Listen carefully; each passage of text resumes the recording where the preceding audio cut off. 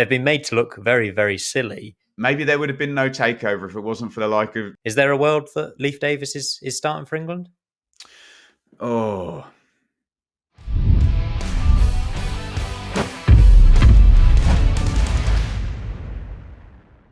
Hello guys, welcome to a midweek special of the Sportsman Untitled, and I'm joined today over Zoom by one of our favourite guests, Benjamin Bloom. Ben, how are you getting on, mate?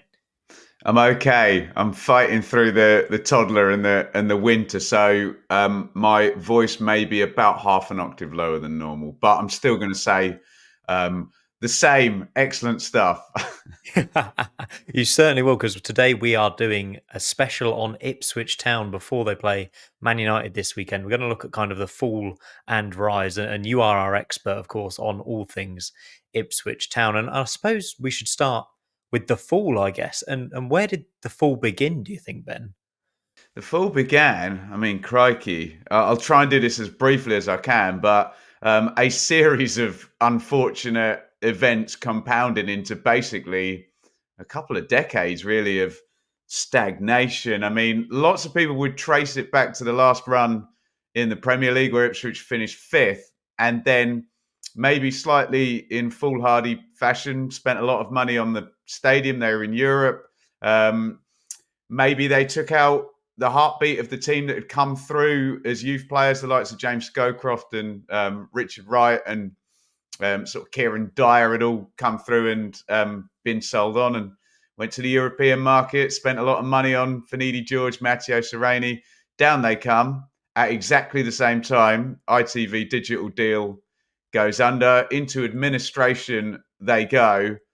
Big problem.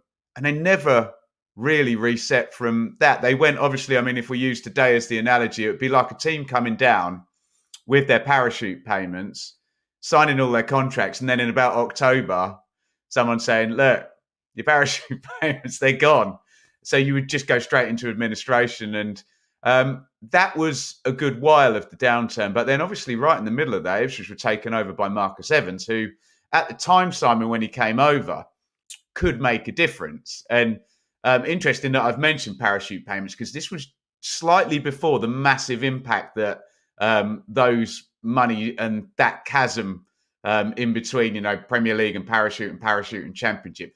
Before that was kind of more pronounced, Marcus Evans came in and his heart was in the right place and his wallet was in the right place, and he hired Roy Keane and Paul Jewell, spent a lot of money and not a lot happened, frankly. And then Marcus Evans realised, like a lot of Championship owners, that it's pretty hard now in the current climate, which I've mentioned. And he kind of decided that he wanted to do things on the cheap. And I think the worst thing that happened to him was Mick McCarthy finishing sixth with 2 and 6 spent on the team. And yeah, Mick went, the bottom fell out, League One, here we come. I was going to talk about Mick McCarthy briefly because it felt like he was definitely overachieving with an Ipswich Town side, as you mentioned, that hadn't really had any money spent on it. And it felt like Ipswich were kind of tied to him in a way for a long period in the Championship. And I know he had that quote that he said, didn't he? That he said, well, look what happened to Ipswich when I left. And it did almost feel like once he'd gone, it all kind of unravelled further than it did in the Premier League. And obviously he went down to League One. Well, that was a horrible time, Simon, honestly, because Mick McCarthy was pretty honourable in what he did. He was basically sent out by his employer to run the club and front everything on behalf of an absentee owner who wasn't prepared to spend any money. McCarthy's first thought was to keeping the players on side and keeping that side of it. Unfortunately, the relationship then with the fans, because he was basically taking all the flack for the owner, just completely fell apart. So I think perhaps segments of the fan base maybe regret, perhaps some of those times. Perhaps Mick might regret some of the comments he's made, but, it's emotion, it's football, and he was doing his damnedest to do a pretty nigh on impossible job given the funding. And yeah, you're totally right. As soon as he was the band-aid that was holding the whole thing together. And unfortunately, Ipswich a couple of times as well since then, with Paul Hurst and Paul Cook particularly, hired managers that now, when you look back at their career, hired them on a kind of false peak, really, and put them in positions that they've never really managed to. Paul Cook, maybe I'm not being totally fair, but Paul Hurst, obviously, on the back of one great season at Shrewsbury, has not got anywhere near that since and failed miserably at Ipswich, which is Paul Lambert in between. But the whole thing, as I'm sure we're about to come into, was this kind of failing club just ready for somebody to take it over and shine it back up again. You are right in saying that, actually, on Paul Hurst and Paul Cook, actually, because we see so many lower league football managers get plucked from it by a championship club and go on to do pretty good things. I mean, Rob Edwards is one of the latest examples. What was it like for a club like Ipswich to be in League One before McKenna came in, where it was just this struggling club? Was it a massive shock? I mean, we've seen the likes of Sunderland down there really struggling. It felt like the same thing at Ipswich, right? It was horrible, yeah. And what you've got, Simon, is you've got COVID right in the middle of it as well, which was not a fun time for most people in their lives, and for football as well. Even if your team was winning, it was just strange and weird, and the players weren't happy, and we all have our memories of that. But Lambert was shot. Whatever he'd done. Of course, the fact he was successful at Norwich as well just kind of rubbed a bit of salt into the wounds. COVID kicked in, and the takeover actually happened during COVID, and there was actually a lot of optimism. And I know for a lot of clubs, literally just the stadiums opening again was a feel good thing, and all of a sudden we'd had the takeaway, and the away ends were. The takeover, excuse me. Food on the plane. That'll always cheer anyone up, I think, a takeaway. Yeah, exactly, yeah. So the away ends are all full, and, we've got this new ownership has come in, and Paul Cook was very kind of wink, wink, nudge, nudge. Look, good things are about to happen, but I can't really say anything. And I think Matt Slater, the excellent journalist, was right in front of this and said, look, don't worry, this takeover is going to happen. And then I dare say it's a bit of skepticism. We'd heard a lot about American owners coming into the English game, and were they fair or were they foul? And I guess it just depends on the owner, but massive turnover of players. And then we thought it's going to happen again. We're going to have a new owner come in and we're going to mess the opportunity up because Paul Cook, for whatever reason, and I do respect the excellent job he did at Wigan, before he was at Ipswich, just couldn't pull the thing together, and it was a very, very complex time. And I mean, to be fair to Paul Cook, I don't know what a young manager like Kieran McKenna would have done with right. Here's a new ownership and a new squad of players, and you know what it's like, Simon. In League One, it's this massively strange league where you have simultaneously Premier League setups, and with great love to Morecambe and Cheltenham, Accrington, Forest Green, you have non-league setups with clubs that are just doing amazing things to be where they are. It's a strange league, and it looked like it wasn't going well, and it certainly needed to be rescued. And it was quite a big call to take Paul Cook out as well. It wasn't far, and that shouldn't be forgotten, that they could have gone with a guy that was doing well at Wigan and given him more time, but they saw something that we didn't. Absolutely. And there was that thing about McKenna, even when he was given the Ipswich jobs. I remember reading the reaction of Man United fans who were calling him part of, Ole Gunnar Solskjaer's PE teacher staff. He was getting a bit of criticism as well. He was going to fail at Ipswich. I mean, they've been made to look very, very silly, but without wanting to go into too much detail about every single thing he's done, what are the main things McKenna changed early on to get you out of League One? Well, and just quickly on that, we were told by the Bristol City fans as well, Mark Ashton, the CEO, would be a miserable failure as well. We were told American owners would be a miserable failure. We were told, it's it's very rare that somebody leaves a club and they're sent away with good wishes from the fan base that they're leaving. Put it Hey, that way. Swansea fans told me that Victor Gyökeres was rubbish. So To be it fair, he was happens for to them, every fan wasn't he? base. So yeah, he's doing all right at the moment, though. Simon, I think what we're saying is that different situations, both fan bases can be right. We had Kiefer Moore, and he was appalling for us, and he came back as someone who was operating at a much higher level. Anyway, the question was, what did McKenna do? He injected calmness immediately. Paul Cook was very up at him, Mr. Positivity. You've all seen the interviews where his voice goes up and down, and he's kind of just keep going was his mantra. Whereas McKenna was obviously immediately a bit more cerebral about it. He sorted the defence out first of all. It was clean sheets that were the first thing we noticed, and a kind of hard to beat type thing went to the three at the back.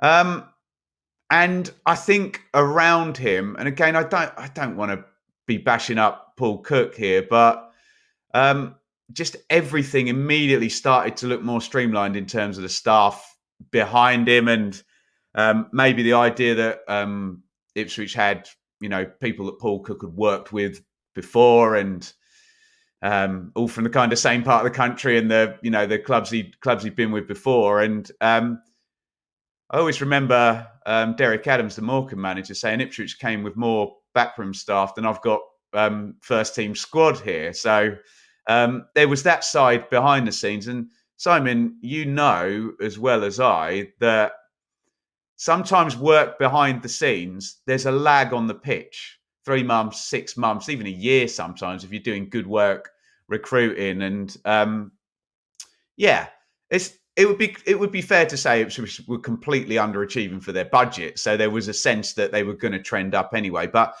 I think to answer the question, he added a sense of calmness and a structure around him, and a very clear and honestly more modern kind of outlook than we'd had with bless him, McCarthy and Hurst and Lambert and Cook beforehand. You can certainly reel off those managers, can't you? Mark They're Ashton, let's talk all about called Paul. That's why. Was that? Do you think that was part of the hiring process for about 5 years at Ipswich? Well, right, that says CVs. everything you need to know about the hiring process, then, doesn't it? Let's talk about Mark Ashton as well, because he's been receiving a few plaudits for his work at the club. Could you go into a bit of detail about how he's worked things and how he's improved things, and also his work with McKenna as well? Well, I get it. I get it from the Bristol City fans, because, I mean, he was on national radio yesterday, and there is a touch of the smoothie, suited and booted used car salesman. He talks in sound bites. He's massively just energetic Duracell bunny type. So I get people who are suspicious about characters like that. He's been absolutely brilliant for us. I've got to say, couldn't be more different than what happened at Bristol City and the kind of reset they had after he went. And rightly or wrongly, all the blame was kind of pointed at him. But all I'll say is I'm not having to dig at Bristol City. Where are Bristol City now? They're roughly sort of the same place. And where is Mark Ashton now? So, different situations and different circumstances bring out the qualities. And if what Mark Ashton said on national radio is true yesterday, that they had Kieran McKenna on their watch list, and he says he's always got a watch list of managers, and he wants to promote young sort of British managers, and gave the examples of Brendan Rodgers and Sean Dyche through at Watford, and giving Lee Johnson a chance at Bristol City. He's been true to his word. I think some people would argue he's had a bit of a dream gig, where I think there's some argument it's easier to take a run at the Championship with a rich League One side than it is if you're stuck in the middle with all the moving parts around you and 3 new big sides coming in with parachute payments every year from the Premier League. So I think it was a nice gig to take over. Although, again, you can argue it was a club falling into kind of disrepair that needed resuscitating. But you cannot fault the job that's been done. And he, I know some sections of the kind of football world don't associate humility with Mark Ashton, but he's shown great humility to say, yeah, look, this has happened way quicker than we planned for. And yeah, I think the combination of the failing club with great potential and just a first-class managerial hire, and whoosh, it's just gone like a rocket ship, hasn't it? Absolutely. And there's been a couple of key players during that time. Sam Morsy is one that just blows my mind, really. I mean, he's a player that's just risen through the ranks as captain. Got a question down there, which is he Ipswich Town's best captain of the 21st century now? Has he overtaken Matt Holland? Well, I should throw Luke Chambers in there as well. And I know some will say that Chambers didn't operate anywhere near the level that Morsy or Holland are, but maybe there would have been no takeover if it wasn't for the likes of Luke Chambers banging out 40 to 46 games a year in the Championship through some very tough times. Look, Matt Holland was incredible, Simon. They signed him for 800,000 and he basically played 200 games in a row or something ridiculous like that. So that is a extremely high bar. And actually, if you chart on a graph Ipswich's kind of league success, it all coincides with Matt Holland arriving and then leaving where the spike in the graph is. So as much as I absolutely love Sam Morsy, I would still say, Matt Holland's legacy there is pretty incredible when you look at it. And I think Sam Morsy stands for everything good about Kieran McKenna.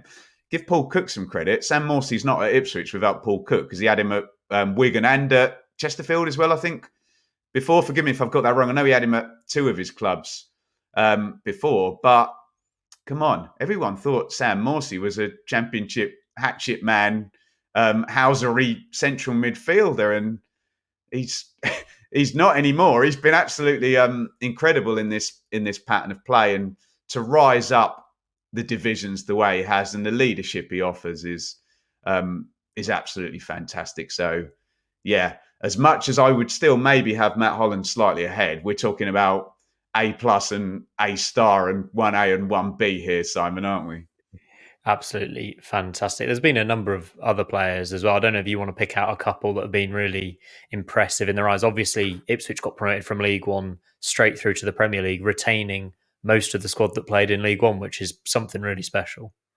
Well, Leif Davis is the obvious one, isn't it? And it shouldn't be ignored that in the Championship, Ipswich was a miracle, but in League One, they had more money than everybody else. We do have to acknowledge that, and to have two fullbacks that were, I think there was like 3 £1 million signings or something that season, and two of them were Ipswich's fullbacks, Harry Clark and Leif Davis. But Leif Davis has been utterly, utterly incredible. I should mention a player that's kind of dropped out of the team, that in all the big moments, Nathan Broadhead, in League One, he was the guy that was kind of the difference at the top end of the pitch there. And there's a lot of big games, even though, when an Amari Hutchinson comes in, maybe in a ruthless world of football, and Nathan Broadhead has to take a step back or whatever. But some very, very big moments in Ipswich Town's last couple of seasons, which have got Nathan Broadhead's fingerprints, join those two words together, all over them. So I loved him, but you've picked out Morsy and Leif Davis, who have right through, and they've done the whole journey, haven't they? And I'm not going to mention anyone else, because I could just mention about 10 other players, because obviously everyone's been above themselves being dragged along by Kieran McKenna. I'll mention Connor Chaplin as well, because he's a player who obviously was at Barnsley and Coventry, and just a League One player now in the Premier League. And I'm like, and you think he clearly had quality, but you think he's going to get bypassed, Simon, and Brentford away, in he comes, he's the captain, and he plays really well. And you're like, no, maybe these guys who you think are going to be ruthlessly bombed out, and I say ruthlessly bombed out, that's no dig at the club, but you can't field League One players in the Premier League in the world we live in now. It's too hard. But you would have had Chaplin at Coventry, wouldn't you? And I mean, what a story. Surely he's too small for a top Championship team or Premier League team? Nope. Yeah, unbelievable. Just one of many, many amazing stories as part of this rise. Let's quickly touch on Leif Davis, because England are struggling a little bit for an attacking left back. Thomas Tuchel's coming in. There's a big tournament coming in 2026. Is there a world that Leif Davis is starting for England? I don't know about starting, but he's certainly going to put himself in the conversation this season, isn't he? And Mark Ashton said in his interview yesterday, we're going to have to trade. And I think we all know what that means with the likes of Leif Davis, and Liam Delap has obviously come in now and maybe become Ipswich's most valuable player sort of overnight, transfer fee wise. But yeah, I think there's another stepping stone where he has to play for a club in the Premier League that's in the middle or in the top half. And Ipswich don't look like being a club that's going to be there. But I'd love to see him called up to a squad, maybe, and just put into the conversation. I think for England's development as well, you see the likes of Taylor Harwood-Bellis even scoring the other night. I think it's important that you say, right, who's our next decade here? It's, you know, it's not all going to be Pickford, Walker, and Kane for too much longer, is it? So, yeah, I'd love to see him in an England shirt, and I'm sure that'll stick his transfer value and his salary up nicely with whatever he's got written into his contract. But yeah, maybe a starter further down the line. I think there's another step then, but brilliant player. You spoke nicely there about Liam Delap as well. I think we have to touch on him, just bringing it forward to the present day. He has been a fantastic signing, clearly, for Ipswich Town. Do you think Ipswich keep hold of him for the entire season? Do you think he goes on to bigger and better things and maybe Champions League football later on in his career?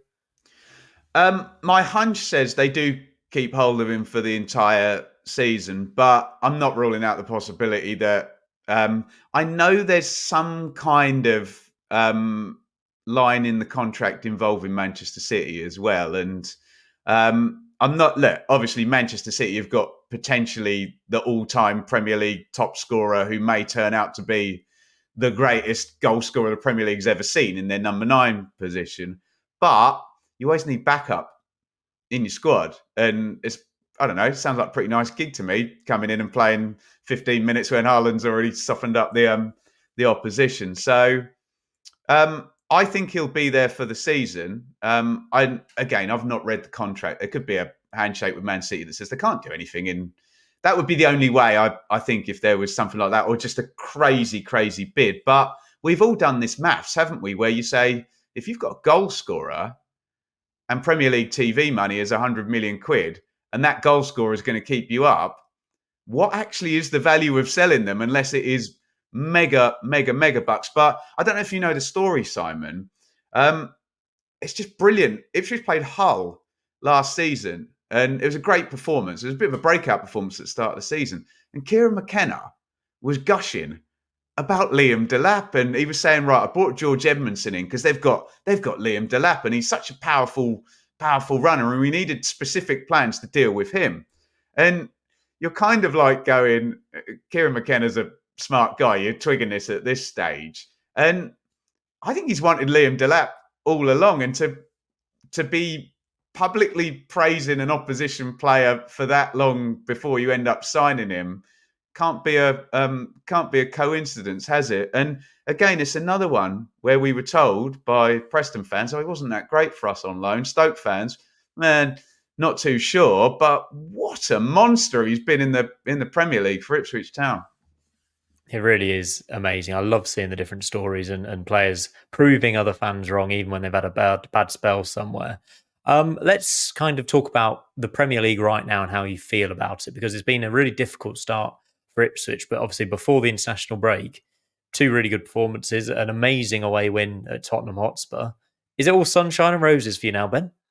Well, no, we were very fed up for a few weeks beforehand because you're getting towards international break 3 and you've got Tottenham away as the last game. So you assume with all humility that you're still going to have 0 wins coming into Manchester United at home on the other end of it.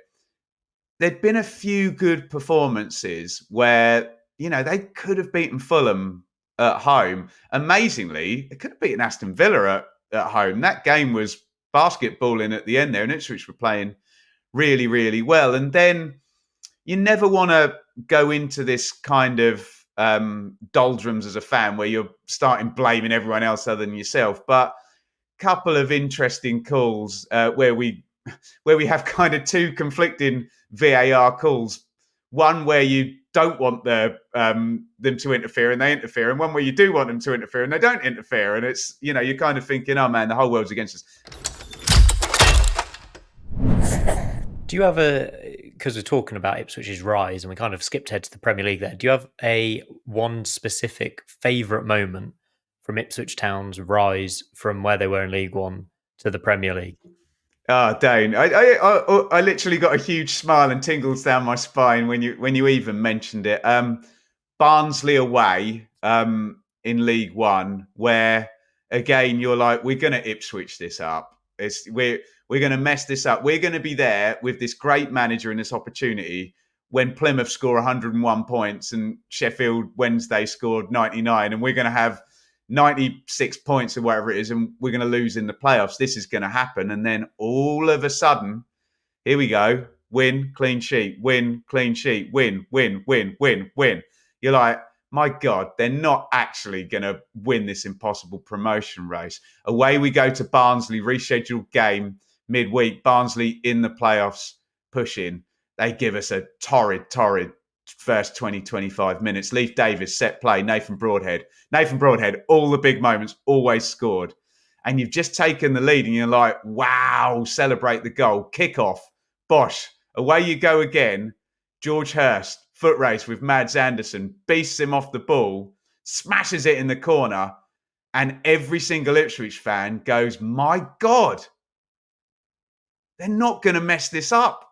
They're going to do it. They're going to get promoted out of League One. And that realisation that this team that had been a miserable failure bottle job for 2 decades wasn't anymore. They're going to win the big games. They were going to win the big moments.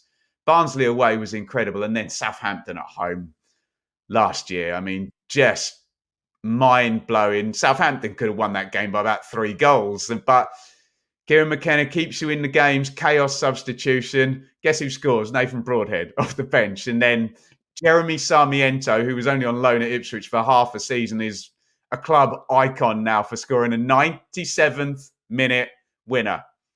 Call him lucky. I dare you. What a win.